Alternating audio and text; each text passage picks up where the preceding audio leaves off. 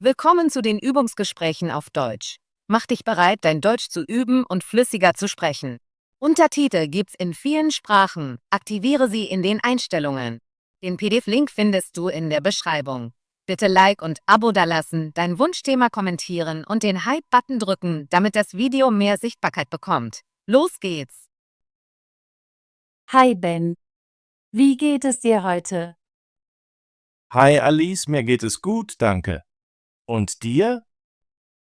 Mir geht es gut. Heute möchte ich über etwas Wichtiges sprechen. Hast du ein paar Minuten Zeit, um zu plaudern? Natürlich, Alice. Worüber möchtest du sprechen?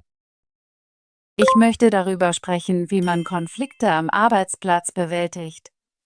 Manchmal habe ich Meinungsverschiedenheiten mit meinen Kollegen und ich bin mir nicht sicher, wie ich sie lösen kann. Das ist ein gutes Thema, Alice. Ich hatte auch schon Konflikte mit meinen Kollegen. Ich denke, es ist wichtig, solche Dinge zu besprechen. Super! Kannst du mir von einem Zeitpunkt erzählen, an dem du einen Konflikt mit einem Kollegen hattest? Ja, kann ich. Letzte Woche habe ich an einem Projekt mit einer Kollegin namens Sarah gearbeitet. Wir hatten unterschiedliche Ideen, wie wir das Projekt abschließen sollten. Oh, das klingt schwierig. Was ist passiert? Zuerst dachte ich, meine Idee sei besser und ich wollte meinen Plan umsetzen. Aber Sarah wollte ihren Plan verwenden. Wir hatten ein wenig Streit und das machte die Arbeit sehr angespannt. Ich verstehe. Das muss stressig gewesen sein. Wie hast du dich während des Streits gefühlt? Ich fühlte mich frustriert und wütend. Ich hatte das Gefühl, dass Sarah mir nicht zuhörte.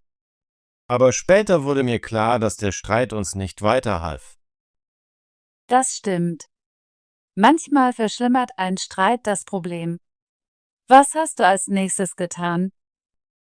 Ich beschloss, mich zu beruhigen und noch einmal mit Sarah zu sprechen. Ich fragte sie, ob wir uns hinsetzen und unsere Ideen besprechen könnten. Ich sagte, Sarah, ich respektiere deine Meinung. Können wir über unsere Pläne sprechen und versuchen, gemeinsam eine Lösung zu finden? Das war eine gute Entscheidung, Ben. Es ist wichtig, ruhig und respektvoll zu sein. Ja, das ist es. Als wir wieder sprachen, hörte ich mir Sarahs Ideen an. Sie erklärte, warum sie ihren Plan für gut hielt. Ich erklärte auch meinen Plan und warum ich ihn mochte. Habt ihr euch auf einen Plan geeinigt? Nicht genau. Wir haben unsere Ideen kombiniert. Wir haben die besten Teile beider Pläne genommen und einen neuen Plan erstellt, der für uns beide funktionierte. Es war eine Win-Win-Situation. Das ist ein großartiges Ergebnis. Ich finde es gut, dass ihr beide Ideen genutzt habt. Das zeigt, dass euch die Meinungen des anderen wichtig sind. Ja, und nach dem Treffen fühlten Sarah und ich uns besser. Wir lachten sogar und sprachen über andere Dinge. Unsere Beziehung verbesserte sich, weil wir den Konflikt gemeinsam gelöst haben. Ich möchte dich fragen, Ben, warum denkst du, treten Konflikte am Arbeitsplatz auf? Ich denke, Konflikte entstehen, weil Menschen unterschiedliche Meinungen, Ideen und Arbeitsweisen haben. Manchmal gibt es auch einen Mangel an Kommunikation. Da stimme ich zu. Ich habe gesehen, dass Konflikte entstehen, wenn Menschen ihre Gedanken nicht klar erklären. Genau. Wenn wir nicht gut kommunizieren, entstehen Missverständnisse und das kann zu Streit führen. Was denkst du, ist der beste Weg, um mit einem Konflikt umzugehen? Ich glaube, der beste Weg ist, ruhig zu bleiben, dem anderen zuzuhören und offen zu sprechen. Es ist wichtig, die Ideen des anderen zu respektieren. Ja, das denke ich auch. Wenn ich einen Konflikt habe, versuche ich tief durchzuatmen und nicht wütend zu reagieren. Ich erinnere mich daran, dass die andere Person nicht mein Feind ist. Das ist eine gute Strategie. Ich versuche auch, ruhig zu bleiben und über das Problem nachzudenken, nicht über die Person. Wir arbeiten beide auf dasselbe Ziel hin. Ich mag diese Idee. Wir sollten uns darauf konzentrieren, das Problem zu lösen, nicht darauf, den Streit zu gewinnen. Richtig. Und manchmal hilft es, Fragen zu stellen. Ich sage oft, kannst du deine Idee noch einmal erklären? Ich möchte es besser verstehen. Das zeigt, dass mir wichtig ist, was die andere Person denkt. Ja, Fragen zu stellen ist sehr hilfreich. Es macht das Gespräch freundlicher und klarer. Alice, hattest du jemals einen Konflikt mit einem Kollegen, der schwer zu lösen war? Ja, hatte ich. Einmal arbeitete ich an einem Teamprojekt mit einem Kollegen namens Jon. Wir waren uns über die Frist uneinig. Ich dachte, wir sollten das Projekt schnell abschließen, aber Jon wollte mehr Zeit, um es perfekt zu machen. Das klingt herausfordernd. Was hast du getan? Zuerst war ich sehr frustriert. Ich dachte, Jon sei faul. Aber dann wurde mir klar, dass er die beste Qualität der Arbeit wollte. Ich beschloss, mit ihm zu sprechen. Wie hast du mit ihm gesprochen? Ich bat Jon, sich mit mir zu treffen. Ich sagte, Jon, ich habe das Gefühl, dass wir unterschiedliche Meinungen über die Frist haben. Können wir darüber sprechen? Während unseres Gesprächs hörte ich Jons Gründe an. Er erklärte, dass er sich sorgte, Fehler zu machen, wenn wir uns beeilen würden. Das ist ein guter Grund. Habt ihr eine Lösung gefunden? Ja, das haben wir. Wir einigten uns darauf, die Frist ein wenig zu verlängern, aber nicht zu viel. Wir erstellten einen neuen Plan, der es uns erlaubte, sorgfältig zu arbeiten und dennoch rechtzeitig fertig zu werden. Nach unserem Gespräch fühlte ich mich sehr erleichtert. Ich freue mich, dass du das Problem gelöst hast. Es muss gut gewesen sein, zusammenzuarbeiten. Das war es. Ich habe gelernt, dass es manchmal hilfreich ist, sich etwas Zeit zu nehmen, um zu reden, um später viel Stress zu vermeiden. Ich habe auch gelernt, dass Jon und ich nach dem Konflikt mehr Respekt füreinander hatten. Das ist eine wertvolle Lektion. Konflikte können tatsächlich Beziehungen stärken, wenn wir sie gut angehen. Genau. Ich denke, jeder Konflikt ist eine Gelegenheit zu lernen und zu wachsen. Alice, was machst du, wenn ein Konflikt sehr ernst ist und du ihn nicht alleine lösen kannst? Wenn ein Konflikt sehr ernst ist, frage ich manchmal einen Vorgesetzten oder eine dritte Person um Hilfe. Ich glaube, dass eine andere Meinung nützlich sein kann. Das ist eine gute Idee. Das habe ich auch schon gemacht. Einmal hatte ich einen Konflikt mit einem Kollegen über die Ressourcenverteilung. Es war sehr angespannt und ich wusste nicht, wie ich das alleine lösen sollte. Was hast du gemacht? Ich bat unseren Teamleiter um Rat. Ich sagte, ich habe ein Problem mit meinem Kollegen bezüglich der Ressourcenverteilung. Kannst du uns helfen? Unser Teamleiter organisierte ein Treffen für uns alle. Er half uns, das Problem ruhig zu besprechen. Das hat bestimmt viel geholfen. Ja, das hat es. Mit der Hilfe des Teamleiters konnten wir unsere Bedürfnisse besprechen und eine faire Lösung finden.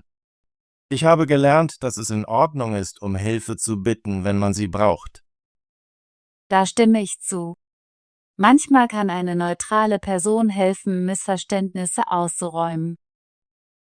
Alice, welchen Rat würdest du jemandem geben, der Angst vor Konflikten hat? Ich würde Ihnen sagen, dass Konflikte normal und gesund sein können. Sie sind ein Teil der Zusammenarbeit mit unterschiedlichen Menschen.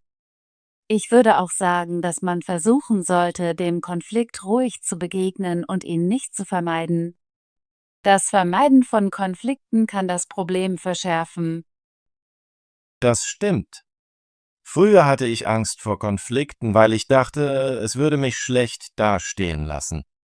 Aber jetzt weiß ich, dass ein guter Umgang mit Konflikten Stärke und Reife zeigen kann.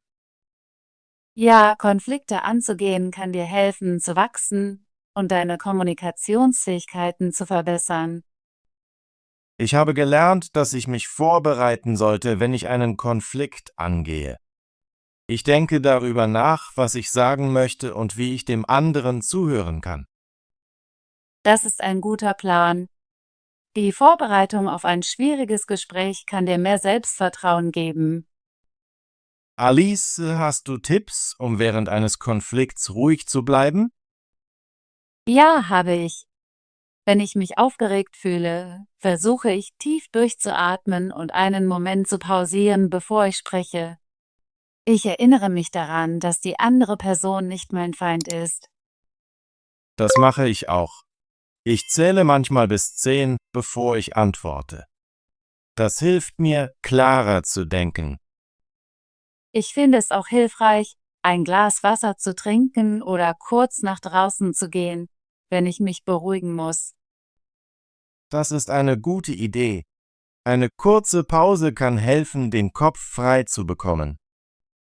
Ja, und wenn ich spreche, versuche ich, Ich-Aussagen zu verwenden. Zum Beispiel sage ich fühle mich frustriert, wenn, anstatt du machst immer. Das ist sehr wichtig. Ich-Aussagen machen das Gespräch weniger konfrontativ. Genau. Sie helfen der anderen Person, meine Gefühle zu verstehen, ohne sich angegriffen zu fühlen. Ich habe heute viel aus unserem Gespräch gelernt, Alice.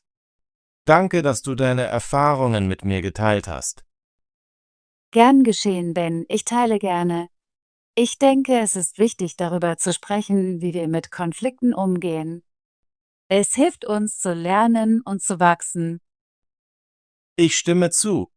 Ich fühle mich jetzt selbstbewusster, was die Bewältigung von Konflikten am Arbeitsplatz angeht. Ich habe einige neue Ideen, wie ich besser kommunizieren kann. Ich fühle mich genauso. Ich glaube, dass wir durch ruhige Kommunikation Probleme lösen und unsere Beziehungen zu Kollegen stärken können. Ja, und ich finde es wirklich gut, dass wir beide aus unseren vergangenen Konflikten gelernt haben. Sie haben uns besser in unseren Jobs und als Freunde gemacht. Absolut. Jeder Konflikt ist eine Gelegenheit zur Verbesserung. Ich werde daran denken, ruhig zu bleiben, zuzuhören und um Hilfe zu bitten, wenn ich sie brauche. Und ich werde weiterhin Ich-Aussagen verwenden und mich vor schwierigen Gesprächen vorbereiten. Nochmals vielen Dank, Alice. Ich habe unser Gespräch sehr genossen. Danke, Ben. Ich habe es auch genossen. Lass uns weiter unser Deutsch üben und unsere Erfahrungen teilen. Ja, lass uns das tun. Ich freue mich auf unser nächstes Gespräch. Ich auch. Hab einen schönen Tag, Ben. Du auch, Alice. Bis zum nächsten Mal. Großartige Arbeit! Möchtest du dein Deutsch üben und flüssiger werden? Bitte abonniere und aktiviere die Benachrichtigungsglocke, damit du keine unserer kostenlosen Deutschgespräche verpasst. Bis zum nächsten Video.